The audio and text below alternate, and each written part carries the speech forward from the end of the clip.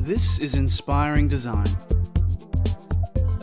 where unique innovators come together to share their knowledge, share their insight, and keep us up to date with the latest industry trends. And here's your host, Roshan Senanayak. What's up, listeners? Welcome to Season 4 of Inspiring Design with Roshan Senanayak. This is where the best of the best brands, experts, change makers, and thought leaders come together to share their valuable insights, experience, and knowledge, all centered around the growth sector in advanced manufacturing within Industry 4.0, encompassing various industries, technologies, skills, knowledge, trends, as well as stakeholders, all the while linking it back into education within schools and universities. Today's episode, we turn our attention to the complex world of drones and the unique skills integration alongside this technology, such as AI, robotics, software, and hardware. To lead this topic, we feature the founder and CEO of Miragan Consulting, Rob Sutton, an incredible mind with a unique story, now leading the drones industry in a record-breaking fashion. Having served in the Australian Army's premier drone unit, the 20th Surveillance and Target Acquisition Regiment, Rob has seen firsthand the power of drone tech as a force for good.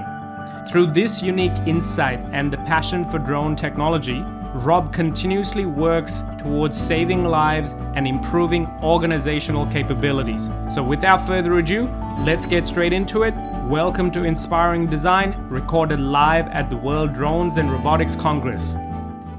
Rob, welcome to Inspiring Design. Can we start off with a little bit of your background? What's your story? Thanks, Roshan, and thanks for having me. Pleasure. So my story is I was born in South Africa, and my family moved to Australia when I was 10. I grew up in Sydney, and then when I finished school, I decided I wanted to be like my dad, an engineer, but I also felt like I wanted to give something back to my country, and so I chose to join the Army as an engineer. Wow. I was lucky enough to work with, once I graduated from university, once I graduated from the Defence College, I was lucky enough to then work with a range of different helicopter types. So I worked with some big helicopters, some small helicopters, and also lucky enough to spend 2 years at Army's drone regiment. So Wow. learning how to use drones, learning the state of the technology from a military perspective. And was that chance? It was chance, actually. So I joined the Army because I was very interested in the armed reconnaissance helicopter, and the project was running late, and when I was due for my command posting, I had a choice to go to a unit that didn't have those helicopters, or I could find something else, and I found something in Brisbane, and it was the drone regiment. So it was kind of a bit of luck, but for me, it's always been about using technology to make a difference in people's lives. Yeah. And what I saw when I was at Training Regiment was just how powerful that technology was from a military perspective. So a lot of my friends were in different units across the Army, and you see situations where, for example, the units would really want drone support when they went out because they wanted to make sure that they were protected, that they knew what was going on. So it was that real sense of drones were saving lives, and they're also saving lives of people that I knew. So my friends, my colleagues, very attached to that. And that was in 2008, 2009. So the technology kind of hadn't developed to the state that it is now. Yeah. And then I left the Army when my wife and I had our 2 boys, and worked in defence industry for a little while, but then came back to drones and saw what was happening in the commercial sense, and saw that there was a real potential to use the learnings from the military space to apply it in the commercial space. Yeah. To take people away from harm, to take people out of those situations where they really didn't need to be anymore. And again, coming back to that, feel like I was making a difference in people's lives through the use of this particular technology. And I think that's that ethical driven context is a very important thing, especially when it comes to any form of technology. Because I see it almost as an evolutionary step in the tool that we use. Yep. And a knife can be a very good thing in the hands of a very good person, but at the same time, it can be a very horrible thing. Well, So. and, a fire is exactly the same thing. As Exactly. a fire cooks your food, a fire warms your house. It can also burn you. So it's not, a drone is a thing, Yeah. and people use those things. And we talk about drones for good, Yeah. Keeping people safe, letting you do things that you couldn't do before. Yeah. All of those kind of things. That's really what motivates us, what drives us, and a particular sense that it's our friends, our colleagues. It might be my children that are in these positions, and I don't want them to be in a position where they're not safe. Absolutely. All right. Well, look, that's a very awesome story, and I would love to talk about it more, but I want to get into the conversation topic today. Yep. Tell me, in a very essence of its base, what exactly is a drone? I think the best way to think of a drone is it's a robot, Yep. and it's a robot that also has the same kind of computing technology in it that you might see in your office, you might see in your car, you might see in any other kind of space. So it's that fusion of advanced computing power and flying robots or ground robots, and just that intersection of those two technology types is really allowing us to do a lot more with these things and to solve problems that we could never solve before. Yeah. And do you see drones, are they all AI based? Or is it pilot based? What are the variations that exist? There's lots of different variations. So, the same way as that robot, the term robot covers this huge variation. Yeah.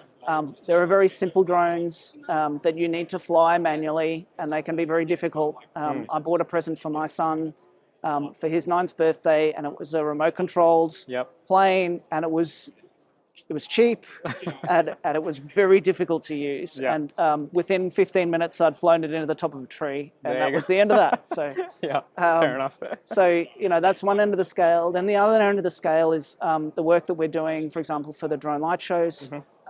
There's a show that we're doing in Sydney over Christmas, has 600 drones, and that's controlled by 2 pilots. Yeah. So it's still not AI driven. It's Yeah. still the computer is controlling where the drones are, but you don't have to fly them. The drones are effectively flying themselves. Yeah. And the evolution of that will be, at some point, drones will get to a point where you just tell them to go and do whatever it is that they need to do, and it'll happen just in the background. Yeah, awesome. In the same way that your computer does things, that you just tell it to do something and it does it. You don't need to sit there and code it or control it or make certain things happen. So. And I think we obviously connect with that hardware element there, because that's what we're seeing constantly, and it's a movable thing, so it's exciting.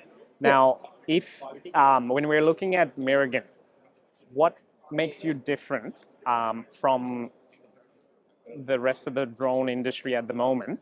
Because that shows you have a very particular set of skill sets, and as one of your team members say, you're talking about the knowledge and the skills. Can you elaborate about what exactly you do? So we're a consultancy, so we help other companies implement their own drone programs, but it's really about what business problem are they solving. So drones are cool.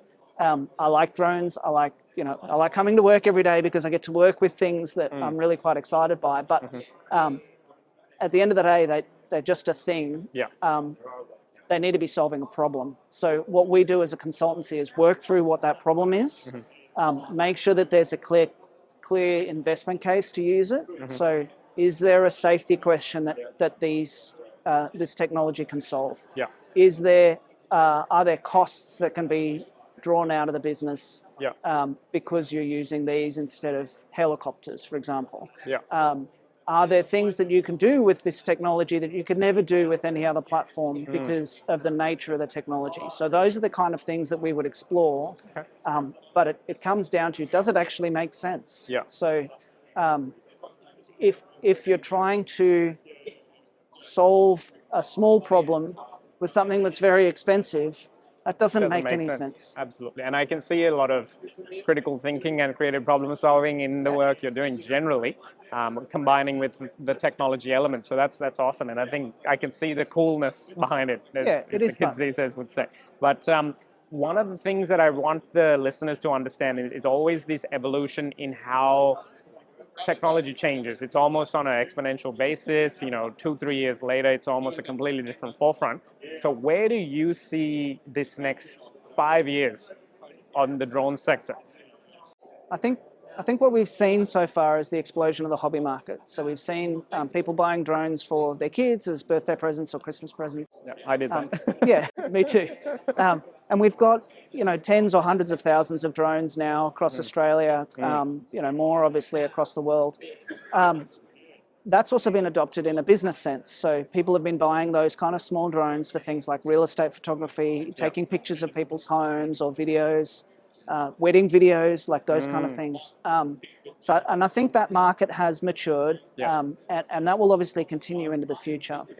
I think what's coming next is the larger drones. So things like drones for delivery, things like Wing or Amazon delivering coffee or food to your home. Things like what they call urban air mobility or air taxis. So being able to get an Uber, and you get in the Uber and it flies you to your destination. So this is one of the most exciting topics that I wanted to actually talk about, because Uber air taxis and I think Melbourne is a test site that's been earmarked for it. Go into that a little bit more, because I think this is the things that mainstream will adopt these technologies more and more, because it becomes part of our life. Tell me a little bit about that. How do you see this kind of big scale implementation being done from a drone context? So you can get a helicopter from point A to point B, and it'll cost you, $400 or $500. There's not that many helicopters; they're pretty expensive. And B is you need a pilot.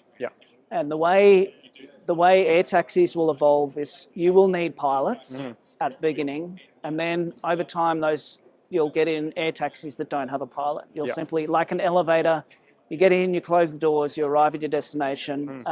And there's no person involved in that transaction other than you getting into the air taxi itself. And I think that's scary.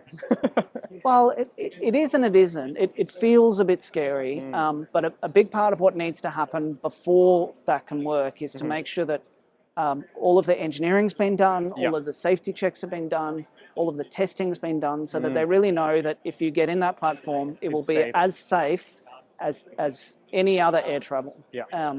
And it takes a lot of money to do that. It takes a lot of time to do that. And that's what the industry is working through at the moment. I'm pretty confident you'll see air taxis at the Brisbane Olympics. And that'll be exciting. It will be pretty cool. And it'll just be part of the network. So won't be like the Jetsons where we kind of get in, I want to go to work, I'm going to get in an air taxi, and off I go to work. It'll be, I live on the Gold Coast.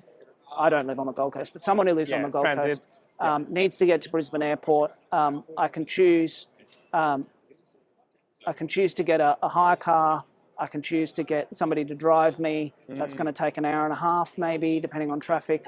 Or I can just get in an air taxi and be at Brisbane Airport in 15 minutes. So it's a time saving, and I think that will be where this evolves to. It's just another layer in our urban infrastructure. Interesting. And if the essence of AI component in that drone, if it falls into an accident, now normally the driver behind the steering wheel, they're the responsible person if they're operating the machine. In this context, it's an AI. How does that work? That's a hard question. That's the challenge. I don't think globally, I don't think that question's been resolved yet. I think that's where it comes back to that engineering question, comes back to the who's operating the system. So it won't sit on the pilot if there's no pilot in the aircraft. It'll probably sit on some combination of the manufacturer and the operator. And to be fair, that's what happens in the commercial world now anyway. If there's an air accident, then the pilot may have some responsibility for that. The company that's flying the aircraft might have some responsibility, and the manufacturer of the aircraft might have. So it's not all that shared different. Responsibility. And it'll depend on the nature of what happens, obviously. That makes sense. Let's talk a little bit about the skills. Yep. Drones being part of the ecosystem more and more mainstream becomes a very bigger and bigger sector. And currently, personally, I think our skills pipeline isn't aligned with what's required to actually service from a country perspective, I think. In your opinion, how do you see that working in the industry every day? What are your thoughts on the skills pipeline of, let's say, just focusing on Australia Yep. over the next 5 to 10 years? So there's a lot of answers to that question. One answer would be from a pilot perspective, from a drone pilot perspective. I think that pathway as a career is plateauing. So I think in 5 or 10 years, the idea that somebody is going to need to go out there and actually pilot a drone to do something, I think that will be gone or going. Interesting. I think what will be in its place is somebody who can manage a drone system. So look at the platform, tell the drone where it needs to go, do the planning, understand how it works, understand what it can do, what it can't do, work with the air traffic, make sure that it's safe, those kind of things, making sure that it's solving the problem. Absolutely. So I think that's one skill set, and I think that's how that one will evolve. From an engineering perspective, obviously all the STEM skills are going to be really important. So being able to develop products, being able to integrate two different systems and make them work together. Yeah, if I can pause you there, STEM is a very large, broad set of skill sets. Yep. So if we break this down a little bit more, looking at the sciences first, what are the complementing sciences? When you say, drones are about solving a problem, so what problem are you trying to solve? And there's a consulting piece that sits at the beginning and says, okay, let's work through the project. Let's understand the nature of this. From a science perspective, it could be things like, okay, well, let's take that problem now and let's figure out what the sensors need to find in order to solve the problem. Yeah. Or what that, so looking at the data, looking at what the data says, pulling in, for instance, you might be using drones to detect, to look for koalas, say. Now, and that's something that's being done, but from a science perspective, you've got to pull in all of that biology knowledge. Absolutely. Where would they be? What do they look like? So it's almost guided by the speciality of the context of the industry. Yeah, and if you think drones are not a standalone tool, they're just a tool, but for every specific problem, you've got to pull in all of those different threads of knowledge. Makes sense. So one of the projects that we're working on is using drones to manage poles and wires, so for an electricity company. Yeah. And some of their poles are made of wood, and they might get eaten by termites. Yeah. So how do you use drones to detect a pole that's being eaten by termites? Well, what does that look like? What's the biology of the termites? What do they do that might give an indication that this particular pole has termites and this particular doesn't? That's a science question. Yeah. What sensors do I need to use? Now I'm looking at maybe moisture detection, or I'm looking at heat detection. Again, that's a science or a technology question. Yeah. So, those kind of skill sets, depending on the application, can really matter. Yeah. Marine biology, if I'm looking to try and track whales, for example, well, I need to understand what the whales do, how they move, where they are, all of those kind of questions before I can build a system that works well. Absolutely, and I can see the same thing in the context of engineering. Yep. The different types of engineering coming together. So focusing on the technology of the STEM, what are the key technologies that you think from a secondary, tertiary level education? Yep. What are the technologies that are foundational for a future in, let's say, drones? I don't think it's a technology. I don't think it's a foundational technology. I think it's about understanding how to bring all of the technologies together. Yep. So when you look at a drone, there's the platform. So there's the thing you see, the flying thing or the ground robot or whatever. There's the payload, which goes on the drone and it does the job, it solves the problem, but then it may also generate data, so you've got to analyze the data. So there's all of these different things that are happening. And as the technology evolves, you'll have different payloads, you'll have different data, you'll have maybe even different platforms. Yeah. You can change them all in and out. So what becomes important then is what technology is right, focused on the problem, what technology is right to solve the problem, and how do I get it all to talk to each other? So it's basically creative problem solving and critical thinking in the foundation. Absolutely. Awesome. Yep. And another way of labeling that is design thinking. Is that a terminology within the context of drone industries? I think so, yeah. So if you really focus, you come back to focus on the problem, not on the technology, and design-centered thinking, my understanding is it's all about the problem. Yep. So it's similar in that context. If you focus on the problem, you understand that there are many different ways of solving that problem, and some of those ways are better than others. And some of those ways are better than others at a particular point in time. So, this technology will be constantly shifting, constantly changing, and you have to have that design-centered thinking, the problem-centered thinking, to be able to make this technology That's work. music to my ears, being design thinking. It's one of my favorite topics, so I love hearing that in every context pretty much. And if we're focusing on the education sector for the time being, what do you think needs to change in schools? Being an industry practitioner within this context, do you have any advice for schools, universities, looking at the future of the drones context? I think there's probably two things that I would talk about. One is that design-centered thinking is really important.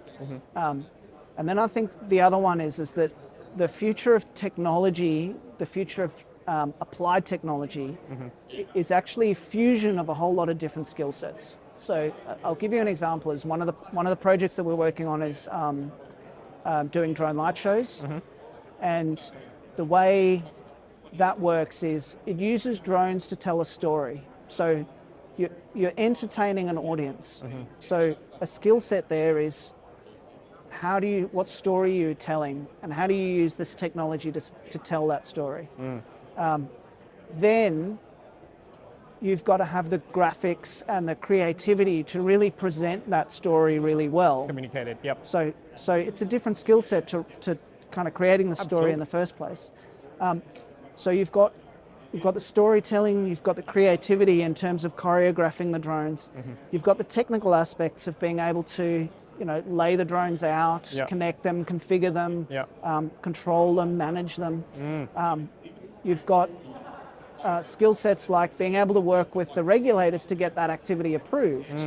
So looking at things like managing safety, understanding risk, understanding how the technology would work in the particular environment you're in, and make sure that you're not putting people into a place where they could be harmed. It's ridiculously collaborative. Absolutely, and it draws on all sorts of different skill sets. Yeah, so I can see that, drones are not an engineering thing only, they're not a technology thing only. They bring in almost every skill set you can think of to be able to solve the problem. In drone light shows, it's entertaining an audience, not really a problem, but to be able to solve that problem, you're drawing on a whole lot of different threads. So there's a place for everybody. And I think that's a very crucial insight, because it's showing the importance of project-based learning, hands-on. You're bringing in different subject expertise, knowledge matter into one problem-solving exercise almost. So that's awesome. And that's being literate about the technology, understanding the technologies, that's going to be a very important skill set. That creative problem solving, very important skill set. But teamwork and the ability to kind of work with the people around you and show that empathy, all of that's going to be really important as well. And you don't, drones are a robot, and it's like almost the opposite of a human in some sense, but it's a human technology, it's solving human problems, and you're going to need all of those human skill sets to make it work. And I think coming from the ethical, being grounded in the ethical context is very important, because we see in the movies all the time the entertained version of what goes wrong when drones can be taken in the wrong way. So that's a very good thing. Now, being in this conference venue, I know the whole bunch of people are going to come out of the keynote, so I want to make sure that we go into the detail of the advice for the students and advice for teachers. In your context, before everyone else comes out, what's your advice for the students, the future of our nation? I think you have to have that learning mindset. So be open to new learning, be flexible, be adaptable, and recognize that wherever you go, there'll be a path for you, because new technology works best when it has thinking from a whole lot of different places. Yeah. So a friend of mine is a nurse and is working in the drone industry. Well, there's a really neat intersection for her because those two things come together. Interesting. Yeah. Okay. So I think, just you can come to this from all sorts of different backgrounds, but be open to learning, be open to new things. Yeah. As long as you've got those transferable skill sets, I think that's when people can shift and bring their own expertise, whether they're coming from marine biology or nursing. That's awesome. And I think coming back to if you are technologically literate, if you have empathy, if you are good at working together as a team, those are all creative problem solving. Those are all skill sets that are really important. Perfect. And what's your advice for the educators, the teachers who have almost a responsibility of putting this kind of future in front of the kids, the students? What's your advice for the teachers? I think don't focus on the technology. Focus on what's being done with the technology. So it's much more powerful and engaging. I mean, I like the technology. I come from an engineering background. It's something that I've always focused on. But humans are diverse and different and have different interests. And my two sons are very different. Yeah.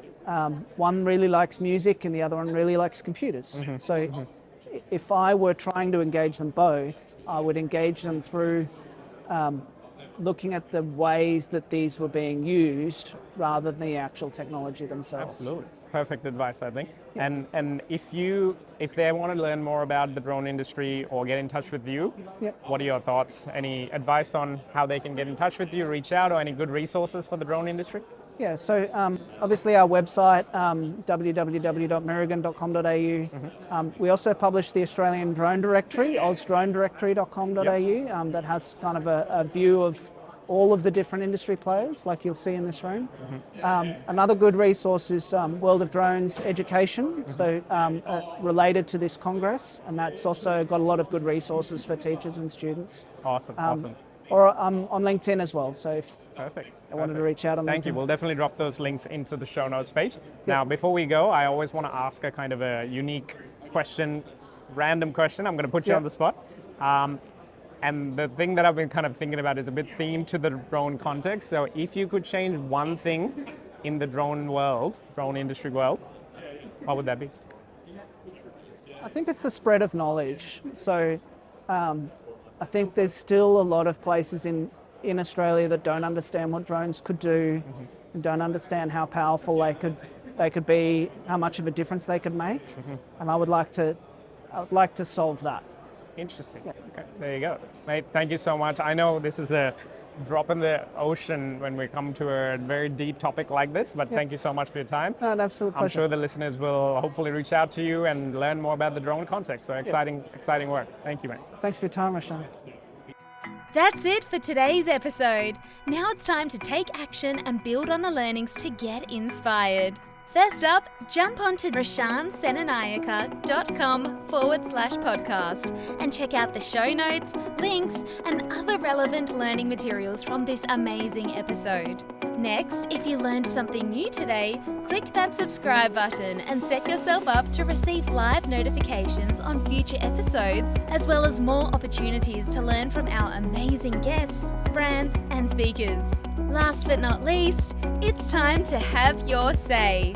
Join the conversation and share your thoughts and feedback on today's episode with a review, all while joining many others with a 5-star rating for Inspiring Design with Roshan Senanayake. Till next time.